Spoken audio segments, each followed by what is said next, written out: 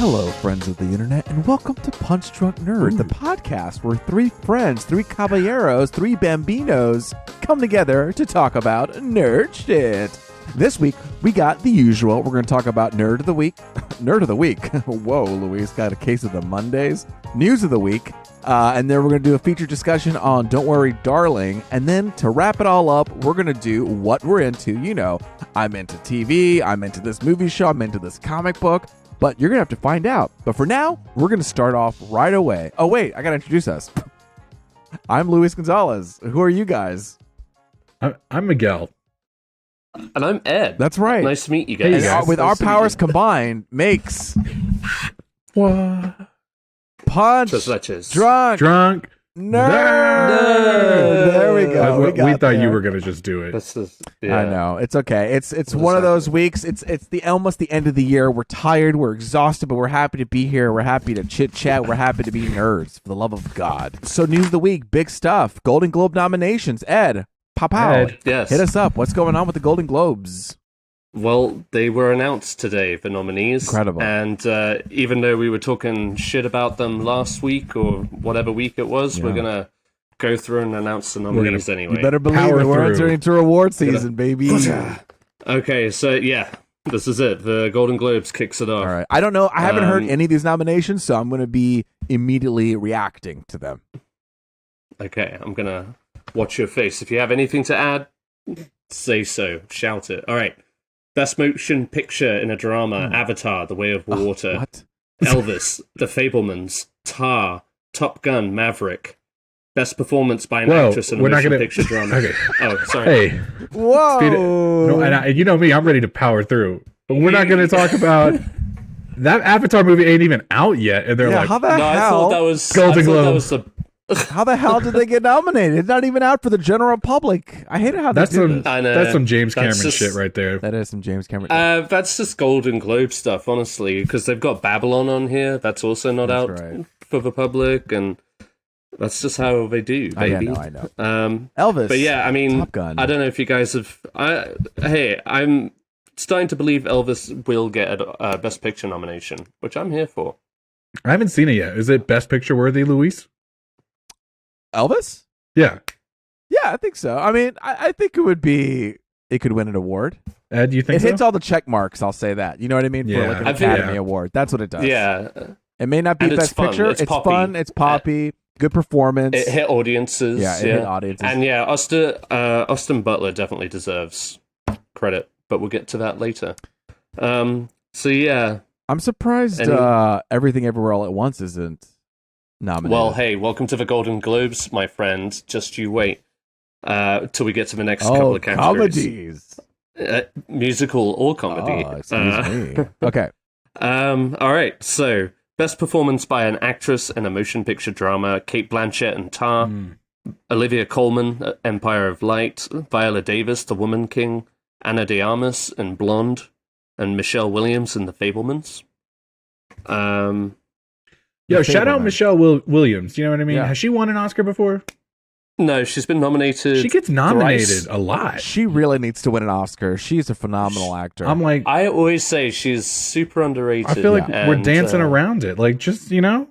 This is like... She just needs that one. She needs that Kate Blanchett's, like... I don't know. She needs a movie like Tar, where it's completely focused on her. Who was... You It know was what I mean? Gary Oldman and Richard Deakins and somebody else, Leonardo Roger- DiCaprio. These are people who like didn't get Oscars for the longest time, and they like... You mean Roger Deakins? Roger Deakins. What did I say, Richard? Yeah. Richard, No, yeah. I'm not talking about Dick Deakins. I'm talking about Roger Deakins, okay? No, these three Okay. people were complaining that they weren't getting nominated, and they finally got nominated. So now we got a rally for Michelle Williams. You got to win an Oscar. I know we're talking about Golden Globes, but let's go. You got to start somewhere, right?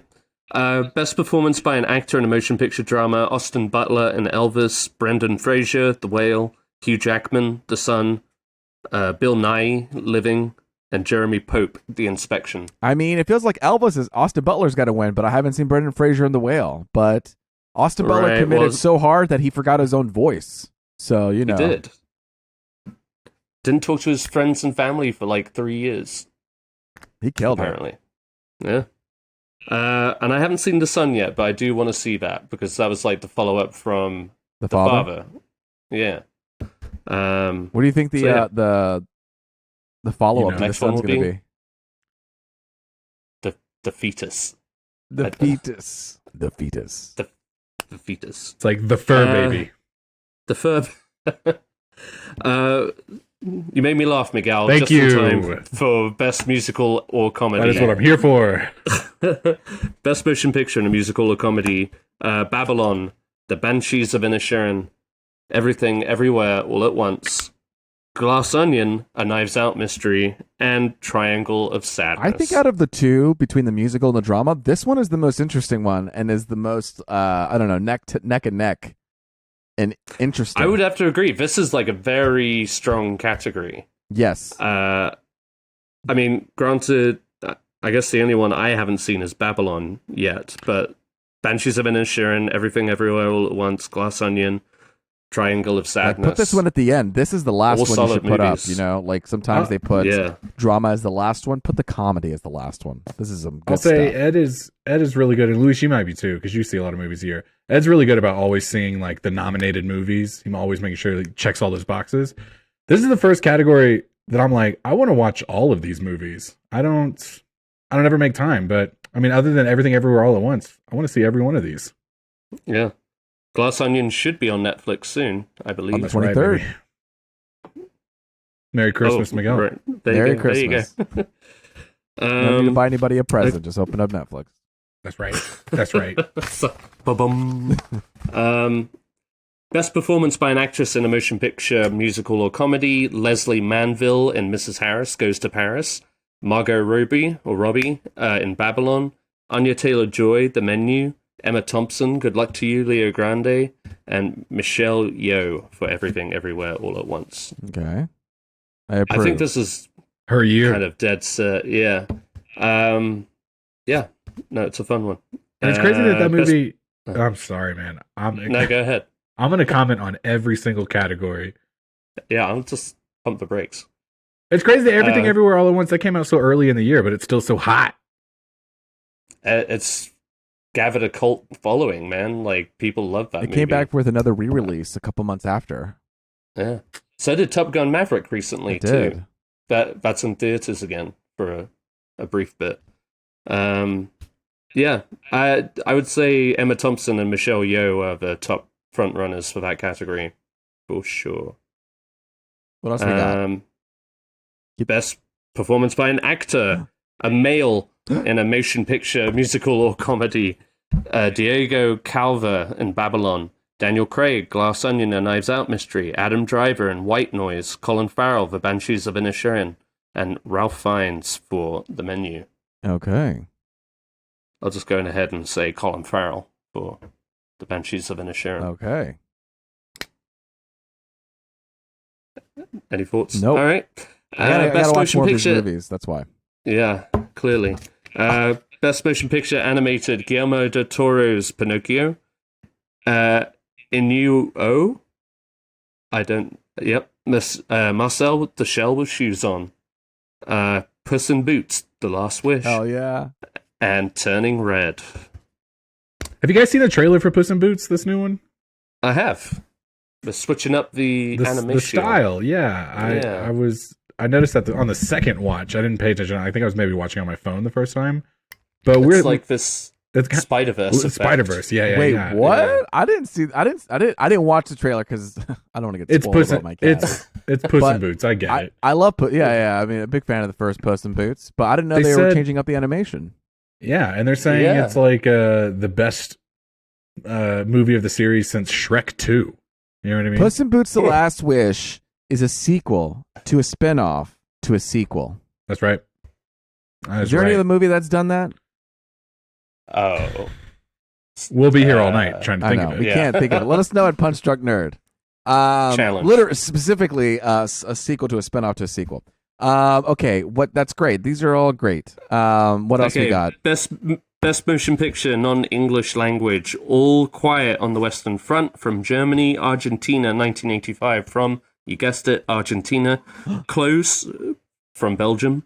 Decision to Leave from South Korea, and RRR from Now, India. RRR, I've heard a lot of good stuff from, and I'm actually going to go watch this on my I need to plane go ride watch home. it too. It's 3 hours, but it's like it's big. Is it? Yeah, it's 3 hours. It's hitting. Everyone's excited about RRR.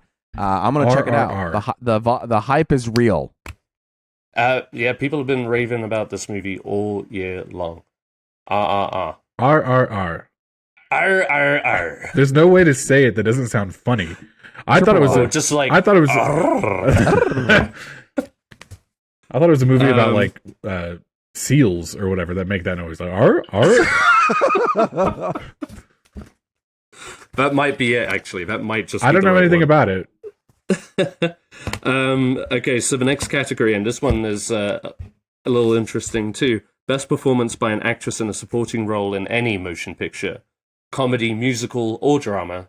What's this about? Angela Bassett, Black Panther: Wakanda Forever.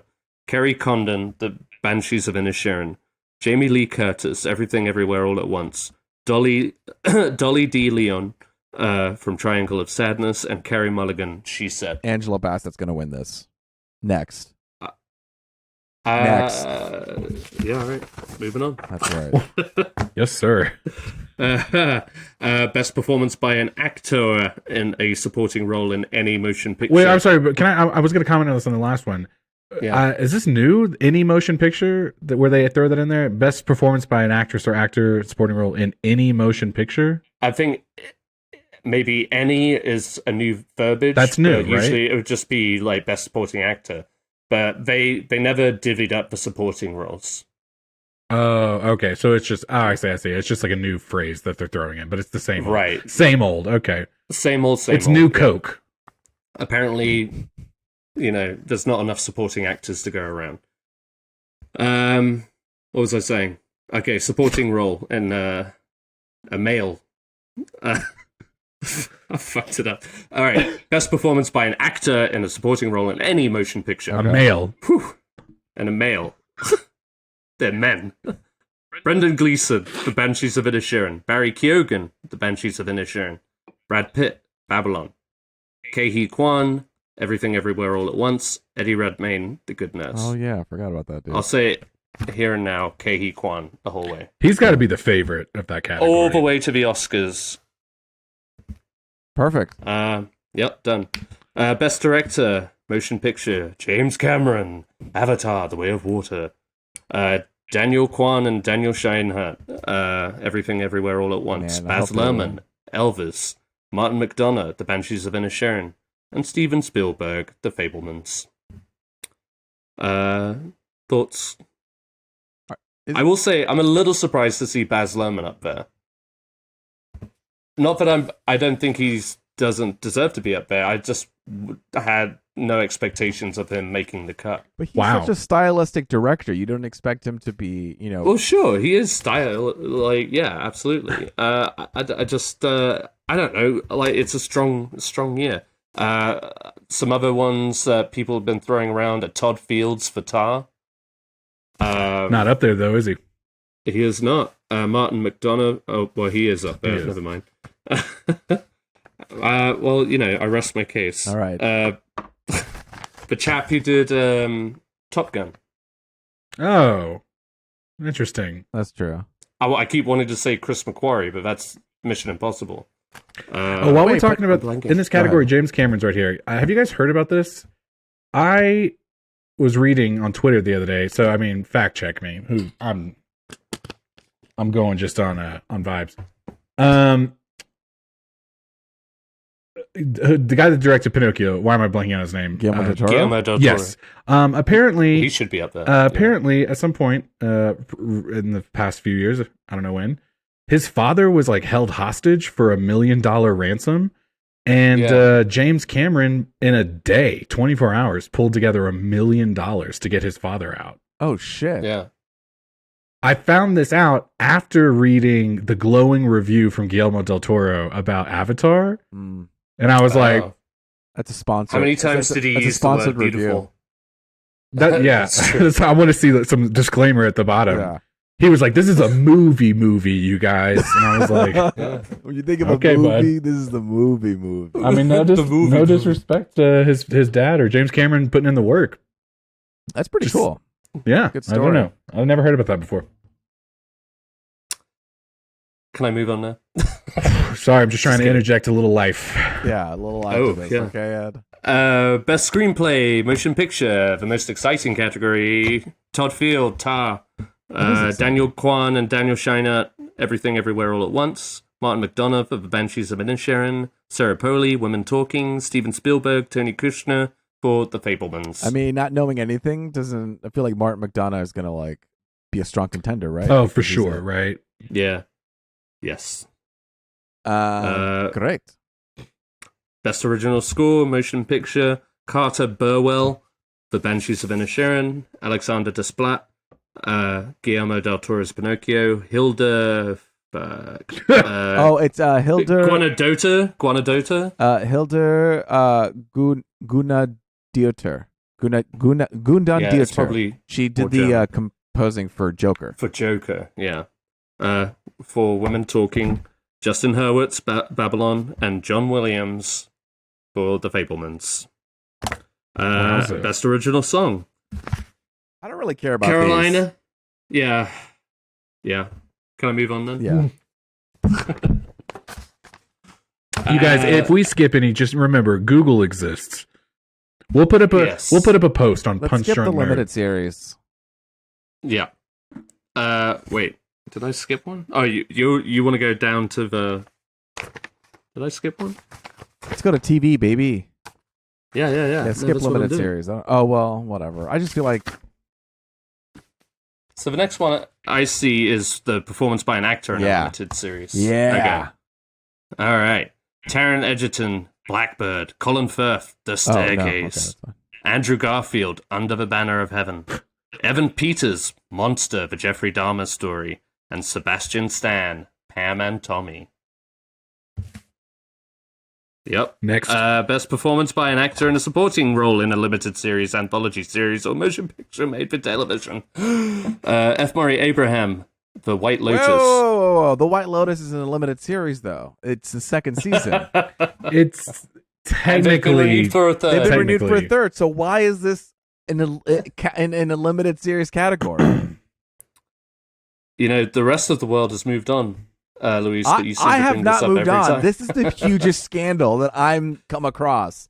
The White Lotus should not be in a limited series. I need an explanation. It should be Okay. with the It other was a TV limited people. series, and it was so Well- successful, for which we should be happy. Yes. yeah. So It's an now it's expanded evolved series. into a It bloomed into a show. Yeah, it's A full-running bloomed. I don't show. call a teenager a child, even though it's wonderful as a kid. This thing is grown up into an adult. Does that analogy not make any sense? Not really. You threw That's me for a fine. loop on That's that fine. One soul hopefully would be like, yeah, I get you, Luis. I don't understand Somebody why out The there. White Lotus is considered a limited series still when we know it has another season coming. Can anyone answer that question? They're Can you- afraid of the competition. Can you tell us though, Luis? And Ed, throw your name in here too. Are you guys gonna watch this show? I'm gonna keep Yes. talking about it to the end of Yes. time until you do. Is F. Murray gonna die? Oh, I wouldn't tell you, baby. I am All going right. to watch it. It's on my list for Christmas. It's on my But are you gonna list. watch season 1 first and then do Yes. season 2? Yes. Yeah. Unnecessary. But you like the first It's season, great. right? It's great. But I'm just saying, season 2 was so good. I want to talk about it. I tried to get Sarah to talk, Luisa Sarah to talk about it in the group chat, and she was just like tight-lipped about it. And I was like, Yeah, the she fuck? was. I wanted to talk to someone. We'll get on board. Okay. Best performance by an actor in a television series, musical or comedy. Donald Glover in Atlanta. Bill Hader, Barry. Steve Martin, Only Murders in the Building. Martin Short, Only Murders in the Building. Ah, Jeremy Allen White, the bear. and The Bear. You God damn guys, it. you're thrilled. Yep. I'm thrilled. So thrilled. I'm people love excited. that Everybody show. loves the bear. Yeah. Everybody. It's eight. It's eight. You know what? I didn't catch up on Atlanta, but I will say Bill Hader's probably my choice for that one. Really? People love Steve Martin and Martin Short for Only Murders in the I Building. mean, I love them too, but Bill Hader and Barry is insane. Yeah, but who's talking It's about like- Barry anymore? You know what I mean? I mean, that's fair. Wait, what are you talking That's about? Who's fair. talking about Barry? Everybody's talking Did about I? Barry. Barry's one of the best. Sure. Who's talking about Barry? But I just Yeah, I think- mean, everybody is talking about. Is that not um, nominated for best TV? It's not. I mean, I think that no disrespect to Bill Hader, but I feel like Guys, I we've gotta moved on in the conversation. Honestly, that's some bullshit. Real quick. Can I Talk that I love talk, Abbott please. Elementary, but you got to bump it for Barry. I love it, Yo, but dude, bump I'll it. fight you I'm in ready to- I person. love Abbott. Ooh. Did you see that Halloween episode? Why can't you just get rid of like Wednesday or something? Like why Ooh. are I you didn't talking see shit Wednesday at the about bottom? Okay, Abbott Elementary? Why don't you just add another one in there? Put the bear in there. Just like I delete the bear. I could give a fuck Wait, about delete the bear. Get rid of the fucking Abbott bear. Elementary keep the bear. deserves The to bear be has there. to stay. The bear has to stay. No. These are all but you got to add Barry in there for sure. Hacks, I think Hacks fell off. You could probably take that one off. I mean, I haven't seen the second season Exactly. of Hacks, but I will argue that Exactly. it is a good show. I'm reading this article. How the White Lotus is testing the Emmys limited series eligibility rules. Yeah, Go on. it's a whole article. I don't have time to read it, but Maybe you can there's like some edit in pushback. your. This is as edit in ridiculous your as when The opinions. Martian was nominated for best comedy Ugh. and won for best comedy movie. Remember that? Yeah, that I do. Which one did? The Martian, the hilarious movie, Oh. The Martian. Yeah, because they threw ABBA songs in there, and ABBA is always funny. What? No? That can't be right. There's ABBA songs in the... No, I'm not saying that's like a matter of fact. It's just... It was a serious movie, and they put ABBA songs in it, and it made it funny. That's I don't know. ridiculous. Whatever. That's a weird tangent.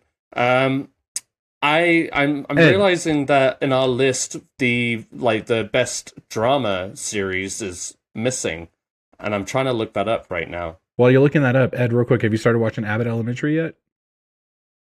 No, it's on our list. It's a real quick one. It's super It's really easy. quick. It's a lot of fun, man. No, I really do want to watch Did that you see one. the Halloween because- episode, Miguel? I did. We watch every week as soon as it That's a comes good one. out. Yeah. I really love Ava this season. Obviously Ava is like a standout character, but I think what they're doing with her arc this season is really cool. That episode where they made her the sub for the day, Yes. you know what I mean? Kristen was like, "Are they about to make her a teacher?" And I was like, "No, she's never going to give up that principal spot." That's good. No, she had to deal with her own like, oh god, she had to deal with her own like issues that she put on. Deal the with her table. and fuck. Okay. Yeah. Try not to say. I found the drama series. Ed, I'm sorry, guys. take it away. I clearly missed a whole chunk of it. Okay, best drama series: Better Call Saul, The Crown, House of the Dragon, Ozark, and Severance. I disagree with a lot of that. Best performance by an actress in a television series drama: Emma D'Arcy, House of the Dragon; Laura Linney, Ozark; Imelda Staunton, The Crown; Hilary Swank, Alaska Daily; Zendaya, Euphoria. Euphoria. Um, Hey, Euphoria is pretty good. I don't know why Imelda Staunton's up there. I'm surprised that Talk that talk, Ed. Elizabeth Debicki isn't nominated. I like Imelda Staunton. She's a great actress, but her Queen Elizabeth is not the strongest performance. in Leaves that you show. wanting. It leaves you wanting for more. Yes. Best performance by an actor. Real in a quick though, real television quick. series. Ed, you watching? Yeah. Sorry, you're watching The Crown. Like you're faithfully, finished it, yeah. Mhm. up to date. Yes. They got the corgis in that bitch yet? Oh, so many corgis, man. They've been having corgis since day one. No way. And Sarah laughs and points them out every time. As she should. As we, I mean, we both do. We just like, there's a corgi. Hey, you see that corgi? Like the over there? queen when she saw the cow in that one video where she's like, "Cows." Cow. Corgi. That's your Yeah. people, Ed. That's your people. That's exactly how it goes down. Honestly, Corgi. just like it's a real intense scene, and you just see a corgi planted in the background. Yeah. We often wonder, like, do you think we could get Bullet in there, like, make her a star? Maybe You guys should just film like your own version of The Crown for of TikTok. the Crown. But yeah, just a series of reels. Yeah, I bet Sarah would be down. Yeah, she would. Yeah. Sorry, Ed. Go ahead. Okay. No, best actor in a television drama series: Jeff Bridges, The Old Man; Kevin Costner, Yellowstone; Diego Luna, Andor; Bob Odenkirk, Better Call Saul; and Adam Scott, Severance. I asked you guys the other day if if we should watch Yellowstone. Do you guys have any strong opinions about that? No, I thought you were asking about the spin-off, though. Both. I have never seen Yellowstone, so I was asking, like, should we? What's the thoughts on Yellowstone / the spinoff with Harrison Ford? Right. Because that's supposed to take place like 100 years before or something. I did watch the trailer for Yellowstone season 1 after we talked about it, and it's What? It's Sum it up in one word. Republican. You know what I mean? like the plot is these Native Americans are trying to take our land away from us. You're like, oh, okay, all right. I don't like that. That's a little Well, ugh.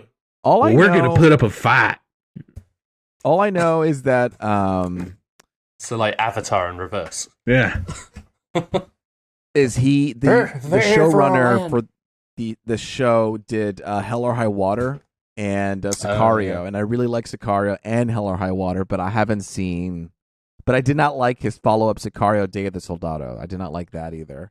Oh, that's He didn't do interesting. that one, did he? Yeah, he wrote it. Oh. He also did Wind River, which is also Yes. about Native Americans. I don't know how I felt about that one. That one was a rough. That was a rough ending. That was a rough one. Uh, It was I super don't rough. even know what I that let- movie is. Wind It River. left me feeling Oh, with Elizabeth Olsen and Jeremy Renner. Yeah. Lizzie. Yeah, it's good, but it is a rattling. The end Watch. is rough, especially. It is super rough. I Yeah, remember being like, "Oof, this is what we're ending on." yeah. Don't like. As bleak as hell. Okay. All right. I have this quick tidbit. I'm going to call an audible. I found this thing that Fandom released. They do released this map listing out the top movies, and top TV per state. So for top Okay. movie, let's do Texas because obviously we all met in Texas. We're from Texas. What do you think the top movie is for Texas? Can you multiple Are choice? we saying me? like personal best or what?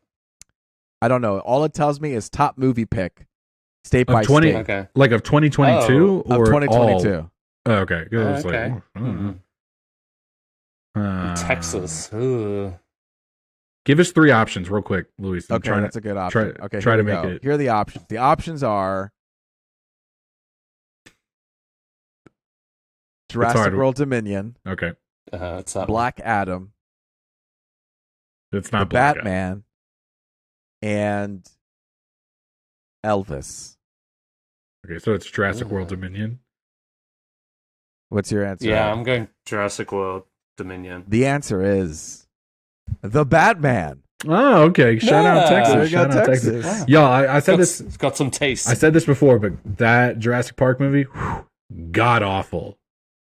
You watched it? I watched half of it. Oh man, It was We need bad. to talk about that sometime. It was Do bad. we? I don't Let's think we hate ever watch need to it. talk about that movie. Oh, okay. It's, All right. and I watched it for free on Peacock. And I will was say like, this no. though, I'm dead surprised that it wasn't Top Gun. Oh, that's true. That is true. Uh, That Oh, is let's keep interesting. going. So let's do Colorado. Miguel, you're from Colorado now, so we're gonna have some movies for you. Okay. In Colorado, your options are Black Adam, Nope, the Bob's Burger movie, oh. and Sonic the Hedgehog 2. Huh. Ugh. My So gut, who's Chocho? my gut, my gut tells me nope. Like I feel like no. Ed, what do you got? What was the first one again? Black I Adam. don't even remember. I'm just pulling So it's them not- out. Yeah. It's not Black Adam. Okay, all right. Okay. I don't think Black I'll go- Adam is anyone's I'll go favorite. Bob's Burgers movie. And the winner is the Bob's Burger movie. Oh, Wow. shout out! Ed. And just People for, like burgers up for there. time, I'm in California. I'm just going to spoil it. Mine was Top Gun Maverick. So Californians love Top Gun Maverick, apparently. Jackass You Forever guys- was in Michigan. Let's see. Sonic the Hedgehog in Washington. New York loved the Batman. Vermont loved Jurassic World Dominion. Just a bunch of fun stuff on the fandom. I'm going to do TV shows. Texas, what do you think TV is? We got Star Trek, Sex Lives of College Girls, House of the Dragon, Euphoria. House of the Dragon. I could see Euphoria being it. And the answer is Euphoria. Hey. Euphoria was a hot show, man. People love that shit. This one is Colorado and California. We have House of the Dragon, Andor, Lord of the Rings, Rings of Power, Barry. Barry. I don't think it's Barry. A part of me wants to say Rings of Power. I want to say Rings of Power, but I know it's not. What was the other suggestions you had?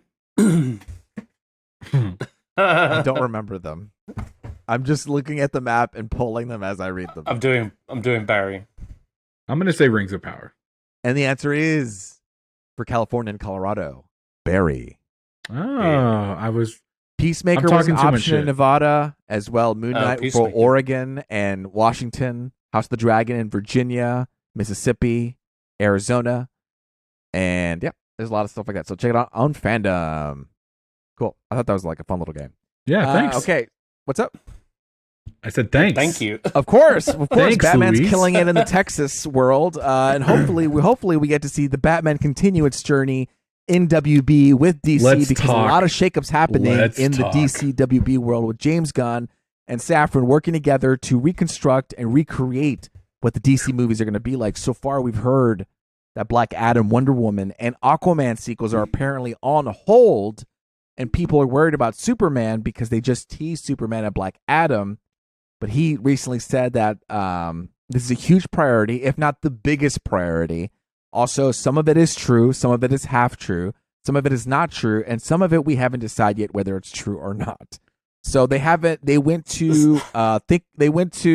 Safran went to like somewhere to figure out the future of DC. They're going to propose the plan to David Zaslav, I think later this week. We were recording this earlier in the week, so some news might break out. We might finally know out what's happening with DC. But yes, things are shaking up in DC world.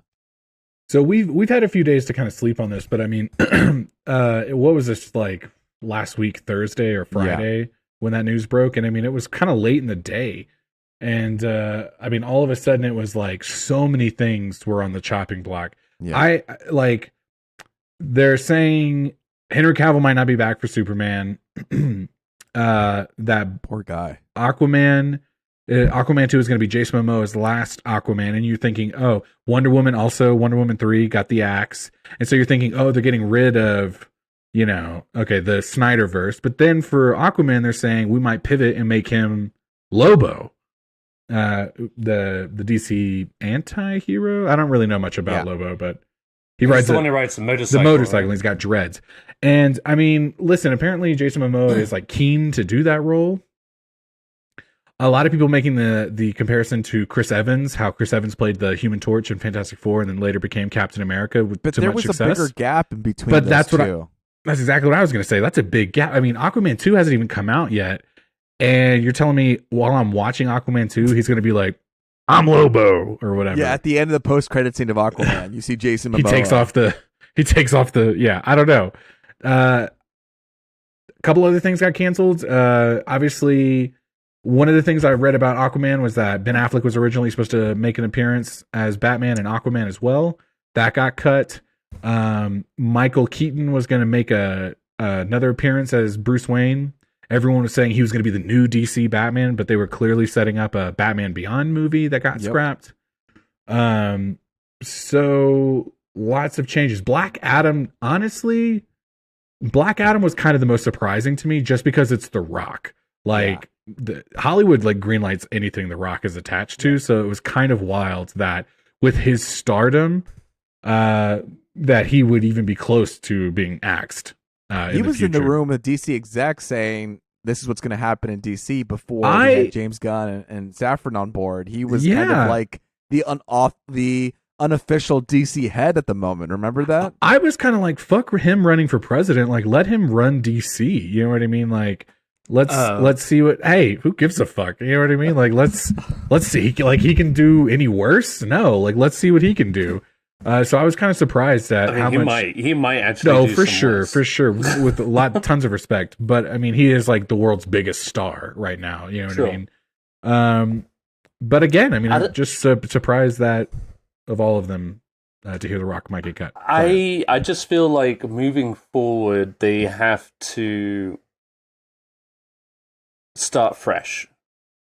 Like, So what? clean slate. Like, the Batman was new and set apart from the DCEU that they've been trying so hard to set up for 10 years now. Oh my god! And without much success, let's be real. Yeah, Like, a lot of these movies were considered flops and were also kind of terrible. Like, the first Wonder Woman was fine. The second Wonder Woman was not good. The Flash, like, let that one just die before they. but see, they The Flash is a haven't. good That's point. that's the one they're like holding on to. The Flash is an Sure. opportunity to kind of reset the timeline, though. Wouldn't you be able to use that movie to keep within universe to kind of allow the opportunity to restart new characters? But it would still be clinging on to that initial You know, But universe that they were trying to but build. it would be a reset. That is the universe, but you know that universe is gone and dead. This is like a transition into You know this how- James Gunn Safran. But then you're still bringing back old characters and dead I don't think characters. so, because you could go back in time and Michael Keaton's Batman. he's gone, recast. Go back in time, everyone's Sure. gone. That's what happens at Flashpoint. You can go back, everything that you've done in the past. When you go back to the future, everything is shifted. Superman's no more, Batman's no more. Okay, so let me put it a different way. The whole Ezra Miller thing.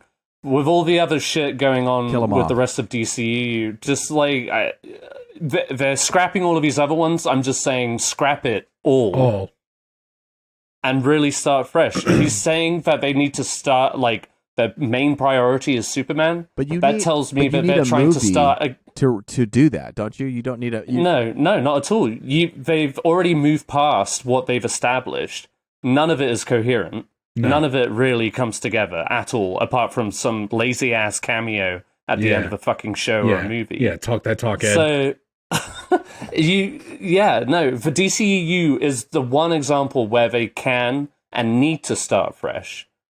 You know what The the D? Batman was You know a what the good D start. stands for? Dead in the water. Dead. Kill it. We're moving on. Yeah. James Gunn is It here, just and we're doesn't doing need something any- different. They do. They just really need to reset. Otherwise, they're going to be constantly dragged down by the past.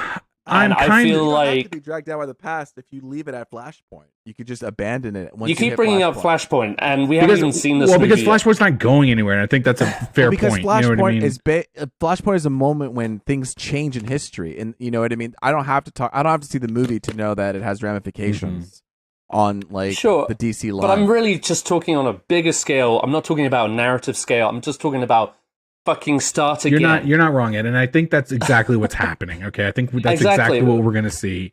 They're saying like Superman is their priority. I think Superman is the front and center of the DCEU. I'm But not saying my like question is, how do you kick it off? That's why I keep bringing up Flashpoint. How do you kick it off? Because start it Flashpoint, again. I don't know. you're both speaking the same language. You just don't realize it. Okay, With scissoring. Flashpoint is going to come in and scissor the fuck out of the timeline. Okay, Exactly. and then Ed, you're going to get your brand new start. You know what I mean? No, sure. That's what's happening. Okay. But you know, Peacemaker's going to be there somehow because James Gunn's not going to let go his Because baby. You know nobody's what I going to mean? let go of anything. No, That's the thing. I agree though. I think it would be great to just absolutely clean the slate. Listen, Henry Cavill coming back as Superman, I think is like an internet want. You know what I mean? I mean, I want it because he never got his real chance. No, but if you're so gung ho, very respectfully, Ed, on this erasure. No, you're right. You're absolutely like right. we should just start fresh. Like here is the Yeah. new DCEU. Everything else that came before it is gone. Yeah. Dead. In the water. In the water. It's interesting. That's We're a- gonna that's see a what hot happens man. because Yeah. Peter the Safran he also was in charge of Shazam, and I think Shazam is staying on board. And But- obviously Well, it's have Blue- finished, basically, right? Blue Beetle's coming in next year. So who knows? And Blue Joker, Beetle's a they're not going trip, to too. they're not going to touch Joker. I don't think they're going to touch Batman. I think they're going to leave those Right. be and just let them live in their own siloed like experience, which is good. Right. And expand off of those. I don't think By they're going to touch themselves, them. I kind think of they're like- just going to even let them be and do their thing, right? Well, that's what I mean, though. Like, they're not gonna they're connect still going Peacemaker forward with and- that. No. But they're gonna they're doing that Gotham series with the Penguin and think stuff so. like that. Yeah. So yeah, they're like it's its own separate mini universe or whatever. Do you guys think that Robert Pattinson is then going to be the Batman of the DCEU? They're going to just write him in. You know what I mean? Initially, he was separate because of all of the fuckery at DC. But now that everything is a clean slate and they're going to really try to keep what works. Yeah. I don't see Peacemaker and Robert Pattinson in the same screen. No. I mean, not yet. Not ever. I hope. Do you That'd see be that? So, I don't know. No. Can I see it? I mean, yeah. I mean, like, people are greedy. You know what I mean? They're going to want to just do. Sure. It is they're gonna tough wanna because cherry pick the best ones and put them all in a movie together. well, we know that he meets Ben Affleck and Jason Momoa's Peacemaker. Aquaman and Henry Cavill. Yeah. And Peacemaker met the Zack Snyder Justice League. That's right. So it is very tricky water. This is like erase things, move them out of the timeline, put them in another multiverse, blah blah blah blah blah. Settle the pieces. Let's move forward. Right? Right. That's what Flashpoint is. That's right. Right? Yeah. But it's still hanging on to the whatever. I'm just kidding. Yeah, no, I mean it's also gonna I didn't tell imagine you- that they were gonna come in and have all of the answers straight away. So of course they're going through an axing process and then they're gonna get to well, here's the exciting projects coming up. Buckle up. I just think it's crazy. The day that all that news came out, I mean, it was kind of just like we were getting hit over the head with boom, boom, boom. All these things are getting cut. That same day, earlier in the morning, it was like 7 hours before all that news broke. Gal Gadot was on Twitter being like, I can't wait for you guys to see Wonder Woman 3.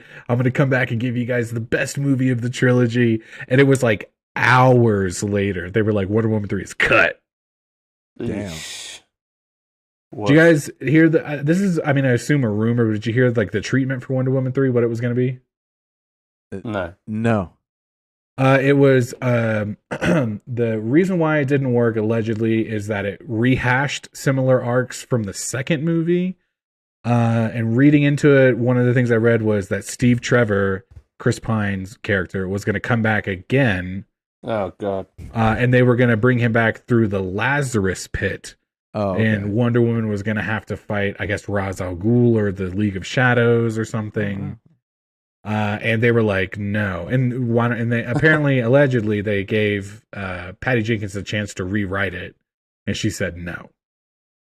Didn't she send like a Wikipedia article about character arc Character arcs to the boss. to the boss? Yeah. Oof. And then she just Listen, no disrespect to Patty Jenkins, but I'm going to tell you something. Wonder Woman 2 was, I'm going to just go ahead and say it. Of all of the shit that DC put out in the last 10 years, Wonder Woman 1984, very respectfully, at the very bottom. I mean, you think dog you shit. think it's at the very bottom over the first Suicide Squad? Yes, 100% yes. And I'll stand by that. Wow. It was this, no, and listen, I'm not going to sit here and be like, oh, Suicide Squad was actually good. No. But You guys saw Wonder Woman 1984. That was a dog Yeah. shit movie, very respectfully. That was not good. And they're right. Honestly, they're right. I don't know. Cut it. cut it. We're gonna cut it. They're gonna stitch it. We're gonna pick it. And the next thing we're talking about is The Last of Us. They got a new trailer. Miguel, talk about The Last of Us. You guys.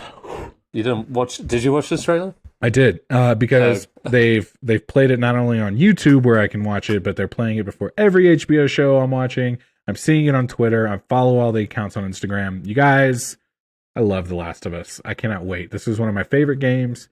It's looking pretty good. I think there's a lot of like knee-jerk hate, which is pretty typical of the internet, that are like, oh, we don't like her, or we don't like this, or we don't like that. but I'm kind of just like, it looks like a pretty faithful adaptation, so I just want to see it. Where did he go? Hello? Am I all alone here? I don't like that. I don't like that. Are you Okay. back? Yeah, hey, I'm there sorry. you Sorry, my bad. Everything got quiet for a second. I was like, oh god. I've been muted. You were just saying they didn't like this, they don't like that. That's the internet. But at the same time, they'll bitch that The Last of Us Part 2 wasn't, you know what I mean, exactly what they wanted in the storytelling, the adaptation of the story. So it's just like Last of Us, the TV show, looks like a pretty faithful adaptation, but people are going to find a way to bitch about it anyway. Sure. I think it looks pretty good. The one thing that I saw in the trailer that I'm a little skeptical about in the CGI front is one of the zombies that you play fight against in the game is called a bloater. It's like a zombie that's like been infected and hasn't been killed for the entire time of the outbreak or whatever. So it's grown into this like big bloated zombie. That CGI did not look great. I'll give them that. I'm looking it up. But everything else looks time to fix it. Everything else looks really good. I like her a lot more. Bella Ramsey. I've said this before. Both of them were amazing characters on Game of Thrones. They solidified their characters on that show. And if HBO wants to use them again on a different property, let them. Calm down, you guys. Like let's just see the show first, and at the end of it, we'll make our decisions. You know what I mean? Right. There's guaranteed going to be a party that's not satisfied with it. Exactly. You guys, I'm sorry. I kind of just rambled, which is, no, you know me. But I like the look of it. Yeah. Overall, I was halfway through it. I was just like, "What is that tune they're playing?" And then, sure enough, yeah, it's Aha. To take on me, and used to great dramatic effect. Mm-hmm. So that was fun. That was interesting for the tone. But yeah, I mean, I will say this, like, for someone like Ed who doesn't get a chance to play video games very often, I'm too poor. No one was saying anything about that. No. I'm just letting our audience know because I'm poor. Subscribe to our Patreon at Punch Drunk Nerd. Get Ed a PS5 for Christmas. I'll take a PS4. PS4 day one model, even. It could have dust in it. It's fine. I'll just blow it out. This is a great opportunity for Ed, someone like Ed who didn't play the first game, to take in this story and have like a chance to potentially, you know what I mean, really enjoy it without having to jump through all the hoops of playing the game. Luis, I know you played the game and I know you weren't a big fan. Right, I'm in the middle of playing it. I'm gonna finish it before the show You're starts. busy. You're busy. I'm a busy boy. I get it. And yo, speaking of someone who's still playing God of War Ragnarok, me, sometimes these games just don't fucking end. You know what I mean? They take forever. Dude, Yeah, I downloaded Red Dead Kinda Redemption watch 2 Triangle this Sadness. week, and I was just like, you know what? I kind of just want to skip over and play Red Dead Redemption again. Like I'm burnt out on God of War a little bit. But that's besides the point. No, that's not what we're talking about right now. That's not what we're talking about. What are your impressions of the game, though, Luis? Have they That's what I changed want. any? Yeah. It's honestly, watching this trailer makes me more excited for the show.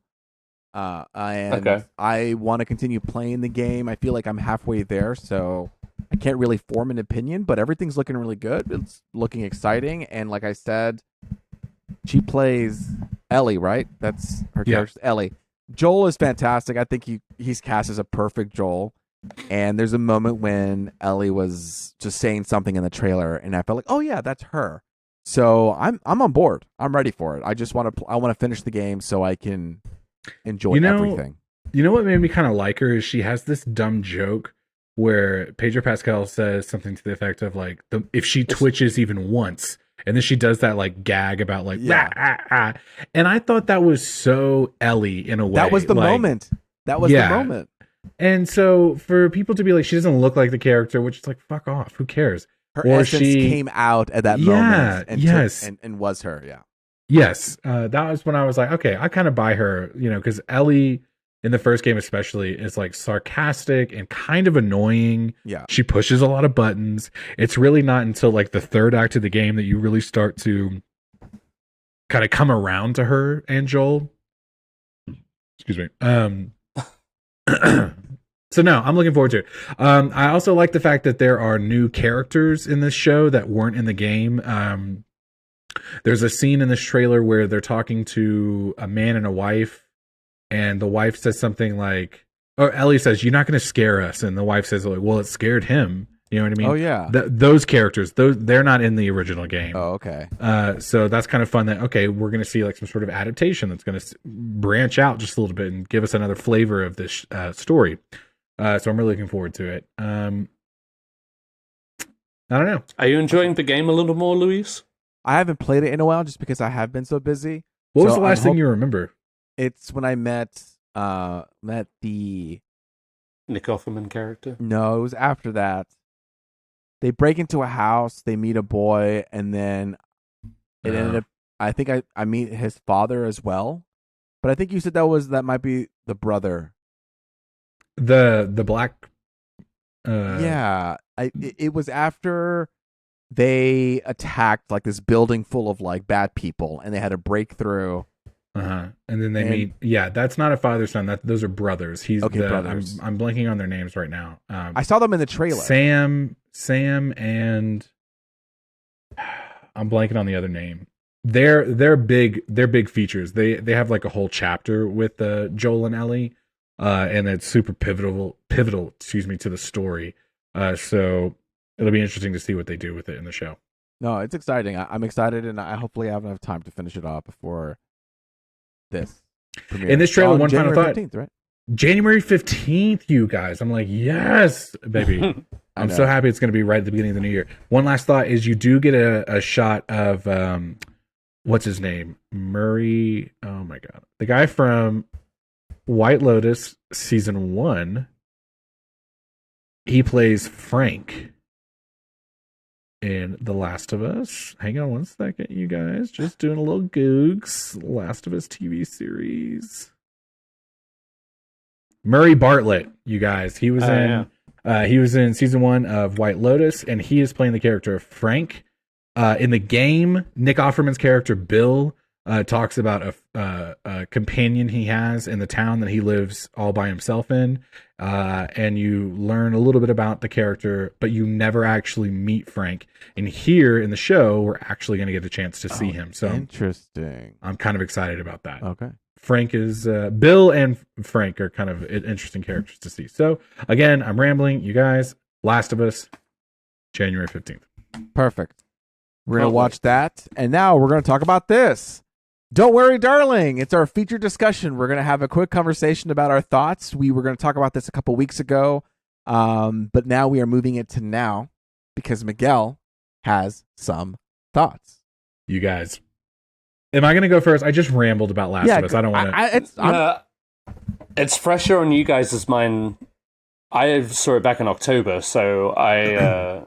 No second rewatch, Ed, for Don't Worry, Darling. Not yet. I was looking for a good night. I'm sure it's. I'll just bounce off of you guys whenever it comes up. I'll try and remember. I'll start just real quick. I'll just say that Kristen, my wife, went and saw this movie in theaters when it came out, and she came home, and you guys know me, I don't really give a fuck about spoilers. I'm like, yeah, tell me what you thought. Like, especially if it's a movie that I think I'm not going to see, I'm like, yeah, tell me everything. Yeah. But she was like really reserved. She kind of was like, no, I don't want to tell you. And I have a lot of thoughts, but I just don't think I can give away even just a little bit without spoiling anything. And I thought that was kind of intriguing and also a little bullshit. You know what I mean? I was like, okay, you can tell me, but if you don't want to, that's fine. Anyway, cut to it's finally on HBO Max, which is you guys know how I love to see movies. Yeah, is HBO Max. And we went for Thanksgiving a couple weeks ago. We went on a little mini staycation. And Kristen was like, I really want you to watch this movie. And I was like, fuck it, let's do it.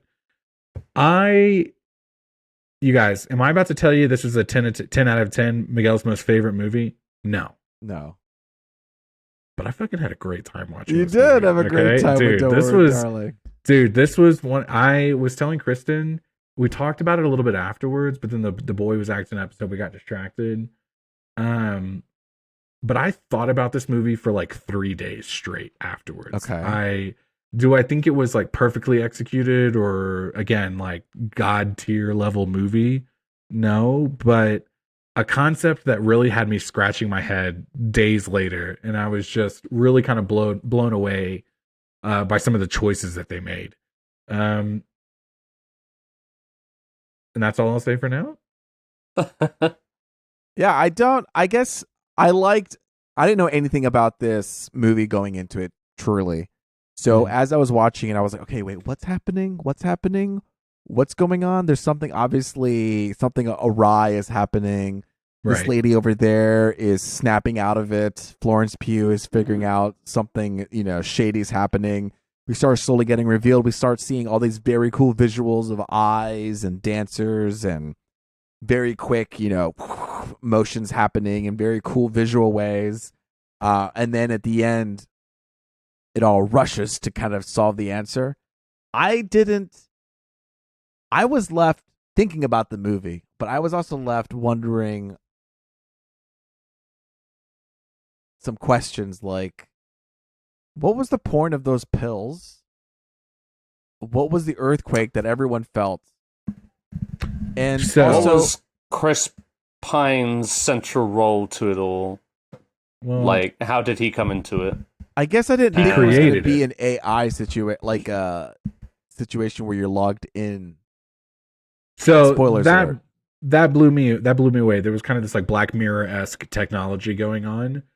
The first time they cut to the real world, Uh-huh. I remember thinking, not quite sure where we're going with this. It's one of those things where, okay, you can kind of maybe go like 2 or 3 different directions with it, and you just don't really know what path they're going to take. And so the more they reveal about that, I was just like, this is actually a super solid choice. I never expected, spoiler alert, that Harry Styles was going to be like the bad guy of the movie, and not just Harry Styles. It was a whole slew of them that All the were men. really the bad All guys. the men. And I thought that was such a creative commentary. You know what I mean? It didn't feel like some rehashed thing that I've seen a million times. I felt like it was a really bold choice. Especially because if you think about like the other guys in the movie, you're like a little whatever about them. They're kind of nerdy, they're kind of eccentric or whatever. But Harry Styles, you're like, excuse me, him and Florence Pugh, I feel like they've got really great chemistry. They start the movie in the first act, they're like, fucking all the time, and you're like, oh, they're just living the life, right? Everything is amazing, and you just have no idea that he's really this like kind of shitty, kind of loser, and that this isn't the real world. This is like a fantasy that he has kind of created for his life, so that he can kind of feel some sort of, whatever, he can feel like he's better than himself in the real world. And that was just something I wasn't expecting. Did I think Chris Pine, more so that he was going to be the bad guy, or that him and his wife were going to be up to something, which of course Chris Pine, his character created all this. So of course he's got, he is just as evil. But I never in a million years would have thought, oh, not only is this something that Harry Styles and all the other men are kind of like concocting, but that they're keeping these women hostages in the real world and taking away their choice, their free will, their lives to quote unquote give them something better. And I mean, I thought about it, like I said, for days afterwards. Couldn't stop thinking about it. Ed, gotta pass the ball to you. I'm trying my best to recollect everything. I was a little colder on it. Obviously, What did you think? I felt it came across just not like a fully fleshed out idea. Yeah. More so just kind of like strands of a bigger idea that left me feeling like maybe I wanted more to it. Like maybe an extra. I mean, what is it? Like 2 hours, 20 minutes, roughly? You know what it should be? A series? A series. Oh. Or limited series, Luis. Honestly, I thought it'd that's be good as something- a short because it was just so top heavy. I think that I it can could've- see that. everything happened near the end. I disagree that I don't think Harry Styles and Florence Pugh had good chemistry. Okay. I thought Maybe I was just thinking, man, they're hot. I mean, they're hot. And they're two fucking... gorgeous people fucking, and that's all you need sometimes. Hey, let me tell you. But yeah, I just wanted more substance to everything else that was going on around them. It was all just like, all of a sudden it switched to this kind of like paranoia, gaslighting. We got there pretty Florence quick.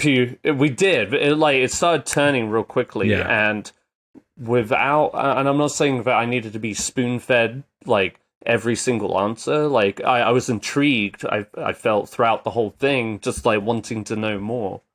But it just kind of started spiraling, but without giving it a moment to breathe. For me, when it could have, I feel like it could have benefited a little more. I think the world, the concept, the technology, the grossness of this, like, I'm keeping you hostage. You know what I mean? I think there was so many key elements that could have been expanded upon in a series or what have you, where I would have felt a little bit more engaged. I really walked away from the movie thinking about it so much, honestly, because some of it was just like, I had so many questions that kind of went unanswered, you know? Sure. You feel like they were just like, here's a lot of really heavy concepts. And maybe because Olivia Wilde is like somewhat of a new director, or maybe it was the writing, I don't know.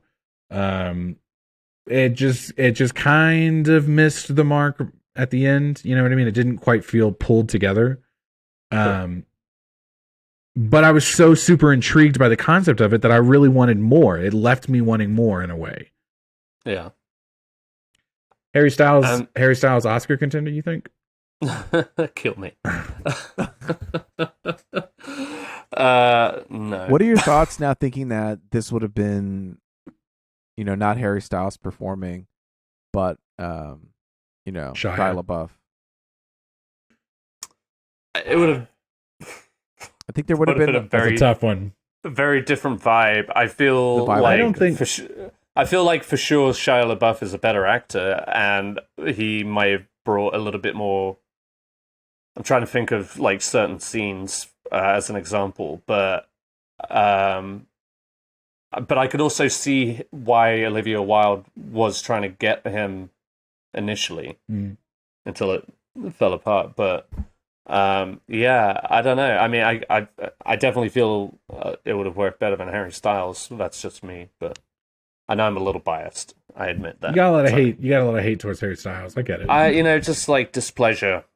I just don't. He's, you know what it is. He's a superstar, sure, and I respect that. And he's got the world at his feet. I just don't want him coming into my world, which is movies. Fair enough. Movies are mine. Harry, stay over there. But in a way, in a sense, like even if I hear what you're saying about like you don't think he's a good actor, or maybe he shouldn't, exist. Don't say that. I don't know. Didn't you though? Just not in movies. Don't exist in my movies. But at the same time, like I was so blown away that he was revealed to be like this bad guy at the end, because you kind of think, no way they're going to make Harry Styles anything but, you know what I mean, the charismatic, everyone falls in love with him, good guy. You know what I mean? Or do everything in their power to make him the good guy, Well, I definitely got the impression that like all the guys were in on something together. I didn't think it was like an alternate reality situation, obviously, but more of just like they keep going to this one place in the center of this valley in the middle of fuck nowhere.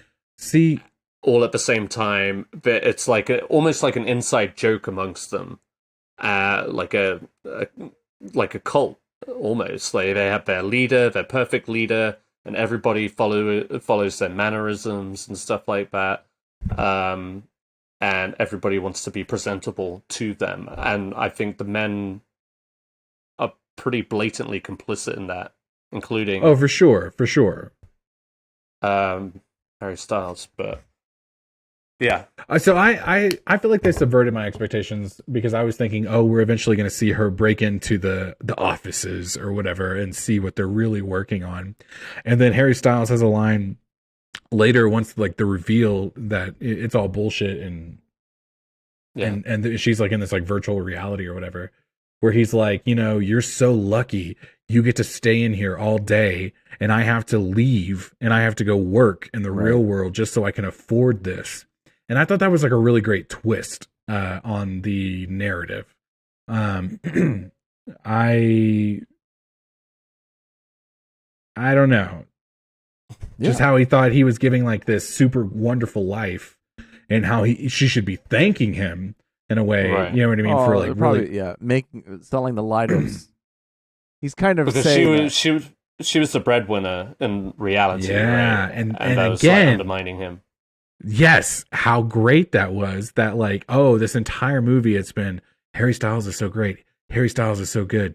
He's getting this promotion. He's doing so well. And then you cut to the real world and you realize like, he's just like an incel. Yeah. And his life has gone to shit. And he's, upset that he can't be the number one. You know what I mean? And she's over here having her own life and doing much better than him.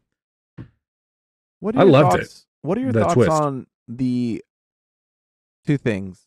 The men in the red jumpsuits and the pills they were trying to give the girls. If they were in a simulation, what is the point of having red men in jumpsuits trying to catch her when they could just program it to stop her? Kind of, exactly. And the pills, it's like, you have to take these pills. Can't they just be like, insert, code?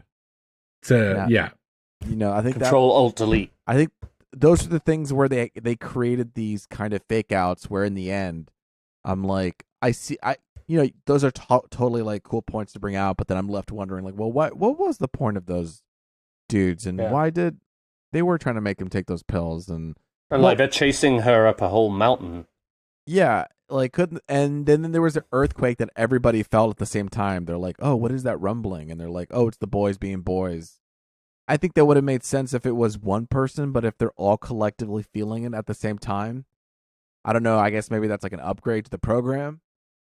Just things like that. I was wondering where originally it made me feel like, oh, this is not an AI program. There's actually in real life something is happening, and that these were kind of clues that purposely led me astray, so that when they did the twist, I never would have thought of it. Not, There was that one moment, and this just came to mind because of what you were talking about, Louise, but Olivia Wilde's character in the movie, there's a moment where she kind of flips. Like, at first she's just, like, kind of against Florence Pugh, telling her to get in line or whatever, and then all of a sudden she's just like, go, get out of here, or whatever. What's the, I don't know, what's the motivation there? That was, I guess that was just, like, another thing that I felt was hurried in the process. Like, all of a sudden, she's like saying fuck it, I'll help you or whatever, I guess. Like, I mean, is it just a matter of them waking up, or I don't know, I can't remember. You've seen it more recently. She was holding on, if you remember, she's holding on to this world or whatever because this is where she can like be with her children who have passed or whatever. And so she's holding on. That's just why she, you know what I mean, is always kind of like towing the line, making sure everything goes like normal. Hey, quit acting up because you're going to fuck it up for me, is basically her opinion on it. But because Florence Pugh kills Harry Styles, she's like, well, then you got to go. Okay. Because like, there's nothing I can do for you. And I can't, you going is like a better chance for me to kind of keep what I have if I can salvage it. You know what I mean? Interesting. I don't remember that thing about the kids at all. She does. She reveals like that. Thing. She's like, I've known all along that this is what's going on. Hey, I guess I'll just have to watch it again. A situation where, the women were kind of pulled into this, what's it called? The Victory Project. Yeah. But this might be a situation where she might have been talking to her husband, and together they both decide to join in the Victory Project, where she willingly joins in just so that she can kind of live this fantasy of having children. Kristen and I were talking about that on the way home the next day, just kind of talking this movie over. I initially was thinking, maybe she or Kristen was telling me that maybe Olivia Wilde goes up to Nick Kroll and it's like, this is something I found and this is a way we can have this. That's what I was thinking. Which I think would have been believable had the Nick Kroll character not made the choice after Florence Pugh stabs Harry Styles or whatever, he kind of like very aggressively not attacks Florence Pugh's character, but he's very much trying to stop her in that moment. And that kind of gave me the impression that Nick Kroll's character was like, I want this. And Olivia Wilde's character was like, I see the silver lining. You know what I mean? I guess if news gets out, this whole program is going to be shut down. That's true. But the only other thing that was kind of questionable about Olivia Wilde's motivation is she's got this is the only place I can be with my kids. But I don't think there's really ever one scene in the movie where she's like loving towards the kids. She's always like, ugh, kids, am I right? Yeah, she was like, the kids love you more than me. And she's kind of on the side smoking her cigarette, doing it. Yeah, she's always just like, sit down. You know what I mean? Well, maybe she's realized at that point, and now I'm filling in the gaps of the story. Mm-hmm. But maybe it's that she understands she can't fool herself anymore. At some point, she's just realized, like, these aren't even my kids. And so she's just, like, trying to take it day by day. Maybe she's kind of cracking in her own way. She's cracking her own way. Crack-a-lackin'. Let me ask you this. Luis, would you see it again? I would see it again.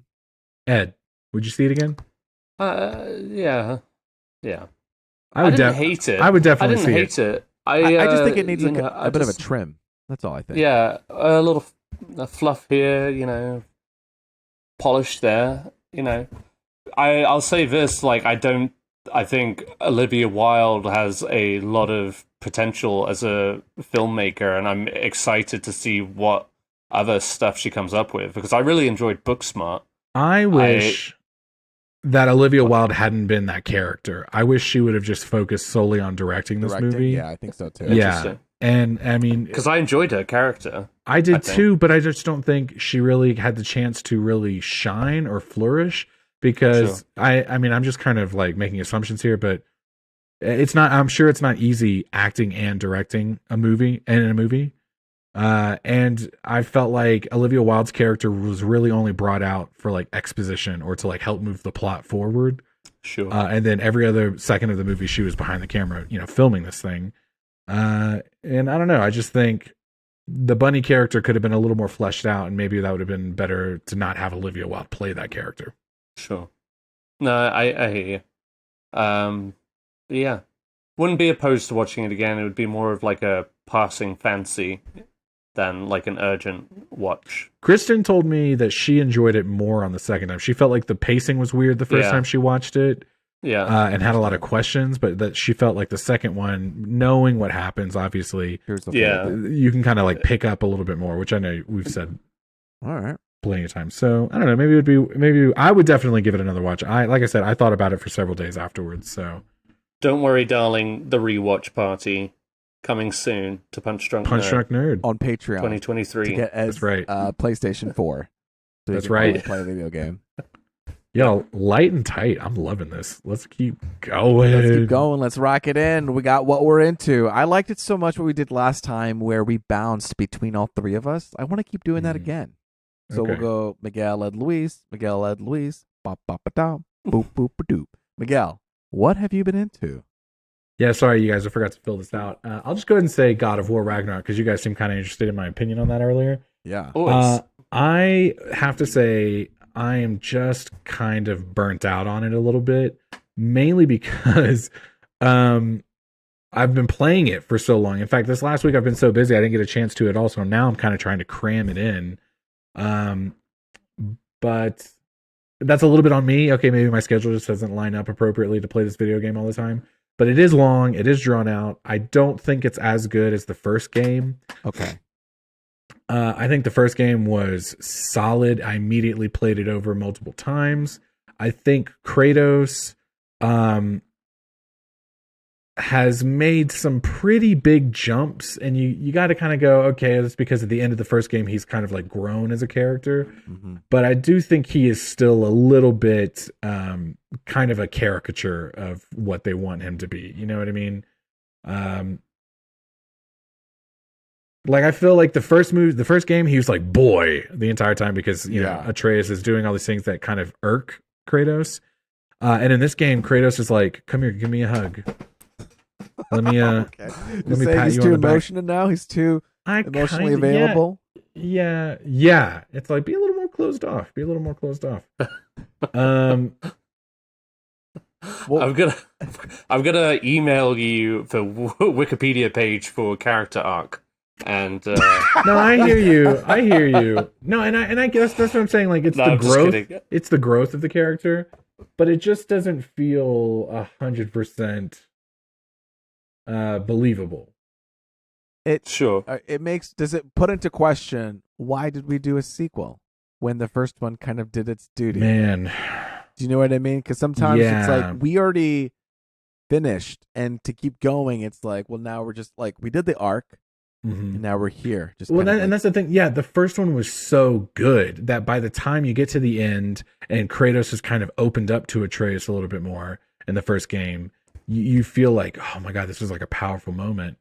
And in the beginning of this game, like one of the wolves dies, and Atreus is kind of upset about it, and Kratos is like, oh.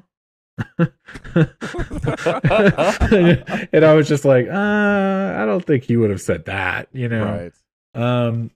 I just really have felt, as much as I really wanted to love this game, and I am having a good time. There are some good things.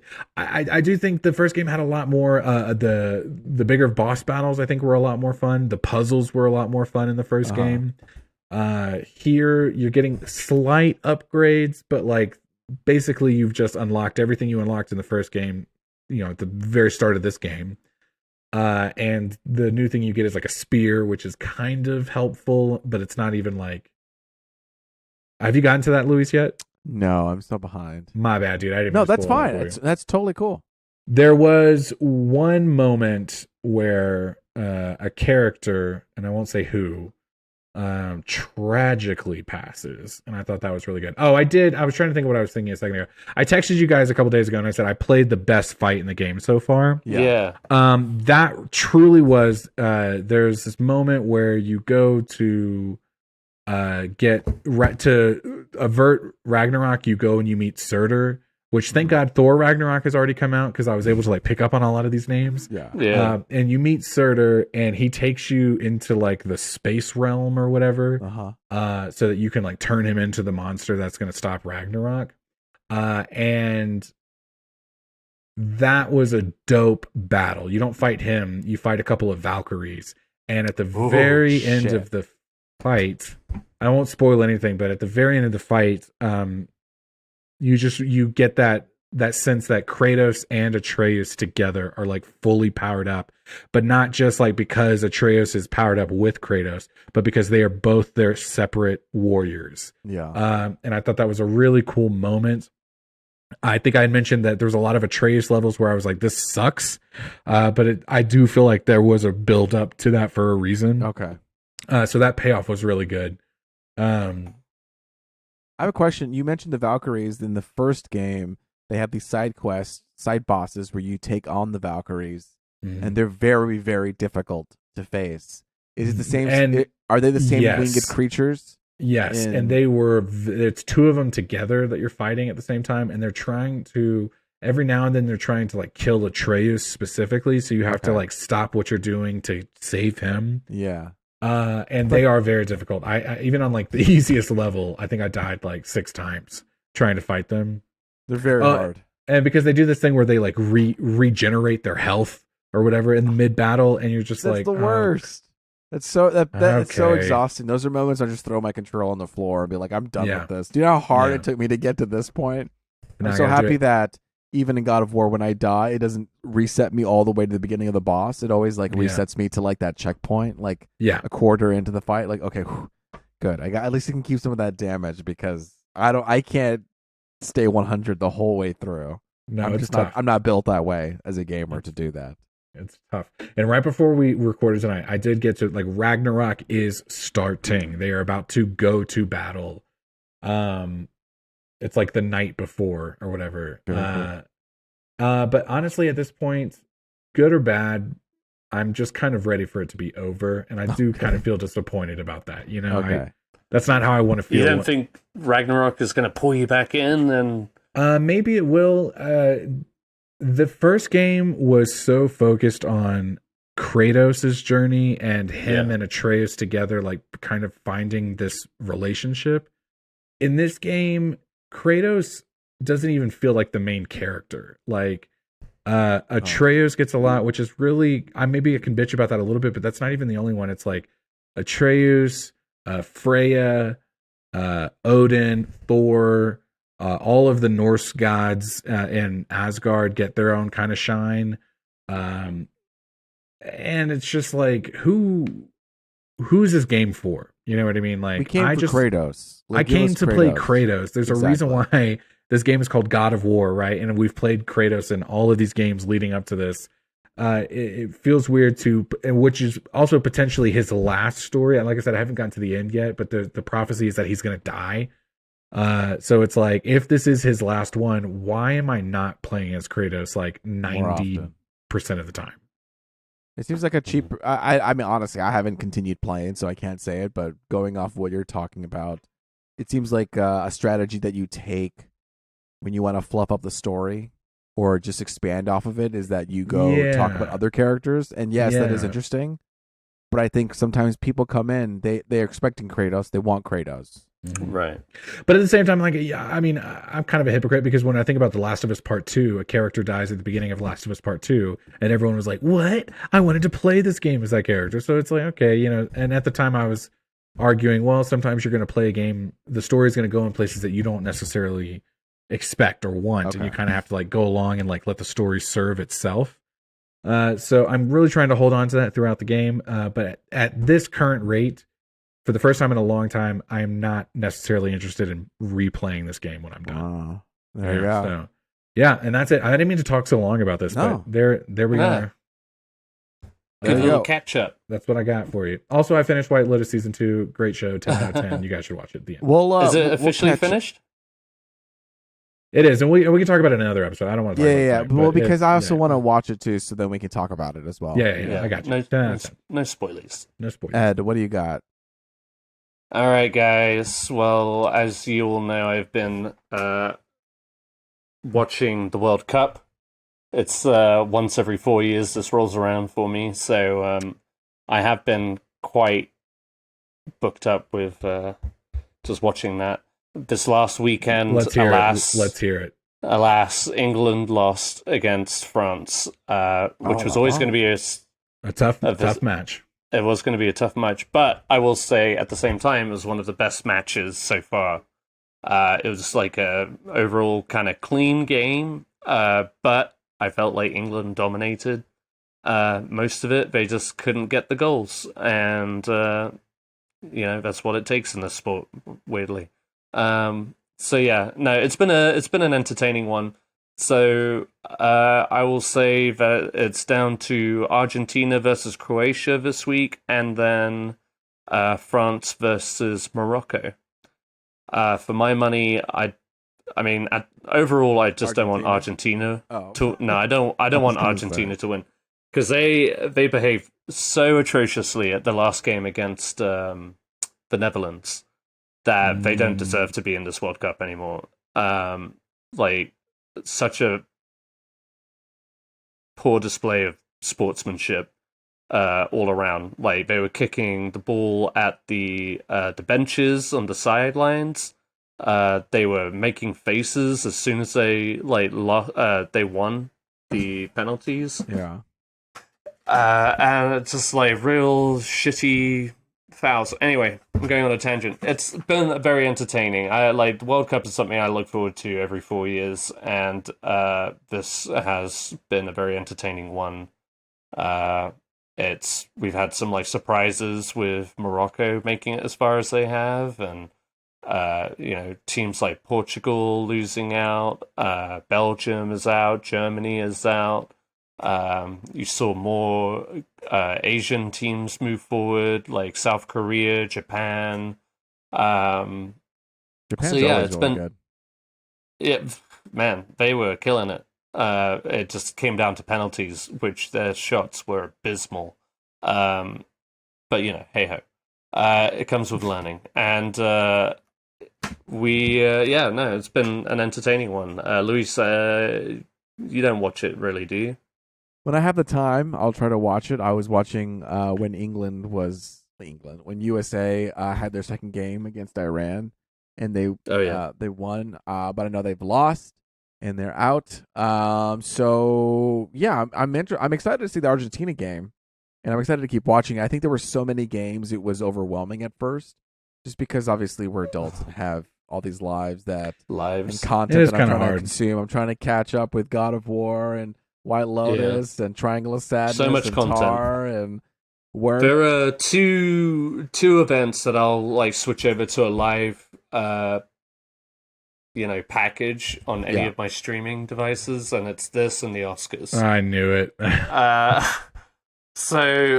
This was one I had to do. So, I'm already forking out the money, so I'm going to try and watch as many games as I can. Totally. And like I said, it's been entertaining. So...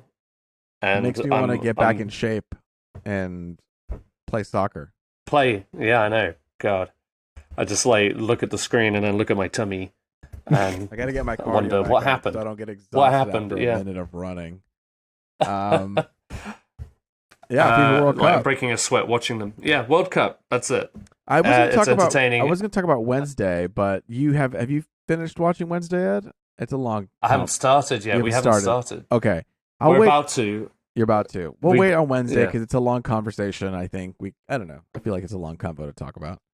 I'm going to talk about Tales of the Jedi.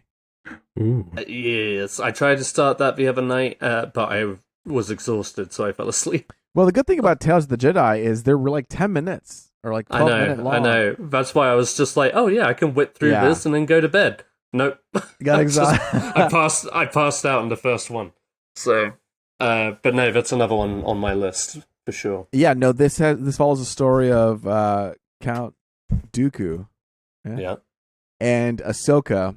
Oh, Ahsoka, one of my favorite characters in Star Wars, and it shows their origins and how you see Count Dooku transform from a Jedi, from an apprentice to becoming into the Sith, and it is quite a journey, and super interesting to see Dooku not vibing with the corporation of the Republic, and he has this quote to who does he say this to? But he has this funny quote: "Your devotion to the rules is sometimes inspiring and sometimes maddening." I don't know why I liked that, but I kept it, and I think he has an issue with the Jedi, which is the whole issue that happens with just like they're up their own ass, they're just egotistical. They don't care about people, they only follow these principles that don't really benefit real life. So he ends up falling to the Sith. And again, it's like the same story of Anakin Spoken Skywalker. like a true Sith. Yeah. When going to Anakin, it's just they happen to fall into it, and once they go too far, they can't really go back. So you kind of see Dooku go through this. But the first episode is about Ahsoka being a baby. And it's a really cool episode. I don't know. I wouldn't say it's one of my favorites, but it is a fun episode to have. My other episodes of Ahsoka I like. And then after the first episode of Ahsoka, then the next three is Count Dooku. You see him go from his apprenticeship with Qui-Gon Jinn, then after Qui-Gon Jinn is passed, and then some time after that. And then the last two episodes are Ahsoka and how she deals with training with Anakin as her master, and then after Order 66. And having viewed Clone Wars does benefit a little bit of that view. Not like you need to see it, but it is like you have that weight of that experience behind you as you watch it. Sure. So it is a quick watch. I think it's a great watch. And that last episode, they have this Ahsoka book out that kind of explains her life after Order 66 when she runs away. And that last episode of Tales of the Jedi kind of rewrites it or adapts it to such a short form content that if you can't read the book, you can kind of sort of experience it in 12-minute form. But if you want to expand on it, you can read the Ahsoka book or listen on Audible. Use Punch Drunk Nerd code to get 15% off. That's not true. but hopefully one day we'll have those codes. But it is One day, interesting. you I think guys. it's always nice to get. Please don't sue us. Yeah, please don't sue us. It's nice to get those little backstories. They're so quick, and Sure, there were yeah. some little bit of jaw dropping moments when they were happening. So that's always fun. And Tales of the Jedi, Cool. yeah. Yeah, it's on my list. It's on my list. Well, Ed, do you want to finish us off with one of your what you were into? Yeah, I wrapped up The Crown. You guys watch The Crown? I want to, but it's I saw the Elizabeth. trailer. Miguel, you were basically dancing on Queen Elizabeth's grave when she died. Well, So I thought you would have No. relished some royal drama. No, I just want to point out that I waited a day, okay, like 24 plus hours, to dance. and you and I, you know what I mean? We had a bet, and I just wanted to make sure that you didn't forget about it, okay? But again, I waited, and I was very respectful. Anytime she had like a heart murmur, you were texting me. I was just saying, get ready. Say, hey, how's the Queen? By Well, the way, don't I'm worry, going to see buddy. you at Christmas, okay? And I expect I've got the payment. bottle of whiskey ready for you. You already have it? I do. Yeah, that's good, because I almost went to the store and bought one the other day, and I was like, Venmo, Ed, Someone request. knows. but that's not. That wouldn't be as fun, you know. No, you're right.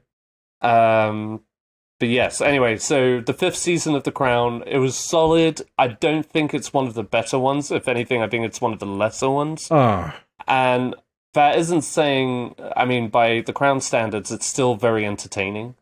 There were just like more episodes in this season where I was just left thinking, I didn't give a shit about that. I guess because they're really getting into the Diana and Charles drama, you really want to, you whenever they're not on screen, you kind of want them on screen. And whilst it's a solid cast, you've got like Jonathan Pryce and Imelda Staunton as Elizabeth and Philip. They're pretty good, but Elizabeth Debicki and Dominic West as Charles and Diana definitely steal it. And there's one episode, it's like the second to last episode of the season, where the marriage has come to a head and they're finally getting divorced. And they have just like a one-on-one in their apartment, or her apartment.